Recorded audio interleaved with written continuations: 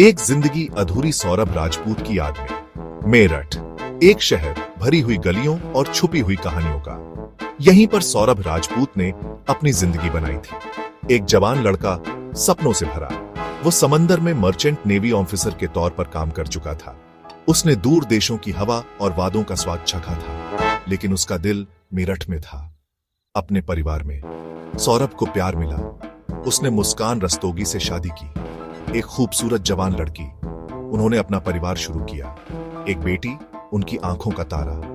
जिंदगी उम्मीदों और सपनों से भरी थी। सौरभ को क्या पता था, अंधेरा करीब ही था। उसकी जिंदगी जो इतने वादों से भरी थी, जल्द ही अधूरी रह जाएगी। एक अशुभ मुलाकात, प्यार और धोखा। साल गुजर गए।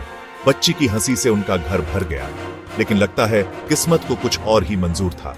स्कूल का रियूनियन, एक इत्तेफाकी मुलाकात। मुस्कान की मुलाकात साहिल शुक्ला से हुई, एक पुराना क्लासमेट। प्यार की चिंगारी भड़की, उनका रिश्ता गहरा होता गया। ये एक खतरनाक अफेयर में बदल गया। प्यार और धोखा, एक जहरीला मिश्रण। ये अफेयर एक टाइम बम था, जो सौरभ की जिंदगी की नींव हिलाने वाला था। नशे का साया, बर्बादी की राह। मुस्कान और साहिल की दुनिया नशे में डूब गई। उन्हें ड्रग्स में सुकून मिलता था, नशा उन्हें खा रहा था। उनकी जिंदगी नशे में धुंधली हो गई थी, अगले डोज की तलब। ये एक जुनून बन गया। सौरभ इस तूफान से बेखबर अपनी जिंदगी में लगा रहा। वो कड़ी मेहनत करता था, अपने परिवार का ख्याल रखता था। उसे धोखे का कुछ पता नहीं था। अपनी बीवी पर उसका भरोसा ही उसकी सबसे बड़ी कमजोरी साबित होगी। ड्रग्स ने उनकी बेताबी को और बढ़ा दिया। एक साथ जिंदगी जीने की चाहत, सौरभ के बिना एक जिंदगी। साजिश का जाल, स्नैपचैट का खौफनाक रोल। मुस्कान साहिल के प्यार में पागल एक प्लान बनाती है, एक खौफनाक साजिश, जिसमें वो सौरभ को रास्ते से हटाना चाहती है। वो साहिल के पास जाती है, लेकिन वो हिचकिचाता है। मुस्कान के प्यार और उसके काम की बड़ी गंभीरता के बीच फंसा हुआ। मुस्कान ने उसे बहकाना शुरू किया। स्नैपचैट का इस्तेमाल करके उसने उसे मैसेज भेजे, ऐसे मैसेज जो उसकी कमजोरियों पर वार करते थे। उसने फेक अकाउंट बनाए, खुद को उसकी मरी हुई मां बताकर। मैसेज खौफनाक थे। सौरभ की मौत मुस्कान के हाथों लिखी है, शक्ति तुम्हारी रक्षा करेगी। साहिल अपने गम में डूबा और मुस्कान के बहकावे में आकर मान गया। वो इस खौफनाक काम के लिए तैयार हो गया। भाग 5, एक खौफनाक वारदात। सौरभ राजपूत का कत्ल, 3 मार्च 2025। एक काला दिन। प्लान पर अमल शुरू हुआ। मुस्कान ने बड़ी ही शांति से सौरभ के खाने में नशा मिला दिया। उसने बेखबर होकर खाना खाया। नशा अपना असर दिखाने लगा। वो बेहोश हो गया।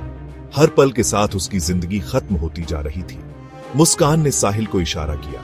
वो घर में दाखिल हुआ। उसकी धड़कनें तेज हो रही थी। एक उस तरह 800 रुपये में खरीदा हुआ कम रोशनी में चमक रहा था। वो दोनों बेरहम थे, सोची समझी चाल चल रहे थे। मुस्कान अपने टेढ़े मेढ़े प्यार में अंधी ने सौरभ का गला काट दिया। खून के छींटे उड़े, उनके हाथों और रूहों को दागदार कर दिया।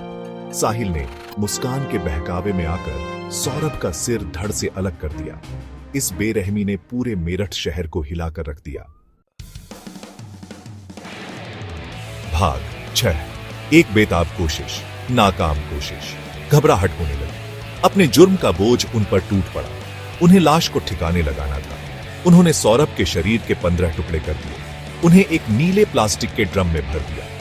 उन्होंने सबूत मिटाने के लिए, अपने खौफनाक काम को छुपाने के लिए ड्रम को गीले सीमेंट से बंद कर दिया।